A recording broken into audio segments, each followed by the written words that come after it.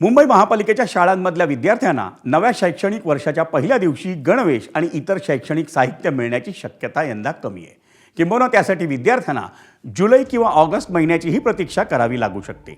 मुंबई महापालिका प्रशासनाने विद्यार्थ्यांना दिल्या जाणाऱ्या 27 शालेय वस्तूंची खरेदी ही पहिल्यांदाच केंद्र सरकारच्या जेम पोर्टलद्वारे करण्याचा निर्णय घेतला आहे। त्यामुळे विद्यार्थ्यांसाठीच्या शालेय वस्तूंची खरेदी प्रक्रिया ही लांबली आहे। परिणामी महापालिका शाळांमधल्या विद्यार्थ्यांना यंदा शाळेच्या पहिल्या दिवशी गणवेश आणि शैक्षणिक साहित्य मिळण्याची शक्यता कमी आहे। किंबहुना त्यासाठी विद्यार्थ्यांना जुलै किंवा ऑगस्ट महिन्याची प्रतीक्षा करावी लागणार आहे, कारण गणवेश आणि शैक्षणिक साहित्याच्या प्रस्तावांना स्थायी समिती आणि महापालिका सभागृहाची मंजुरी मिळाल्यानंतर कंत्राटदारांना कार्यादेश देण्यात येणार आहे आणि कार्यादेशानंतर वस्तूंचा पुरवठा करण्यासाठी 45 दिवसांचा कालावधी देण्यात आला आहे। परिणामी शाळा सुरू झाल्यानंतरही विद्यार्थ्यांना गणवेश आणि इतर शैक्षणिक साहित्य मिळण्यासाठी जुलै किंवा ऑगस्ट महिन्याची प्रतीक्षा ही करावी लागू शकते।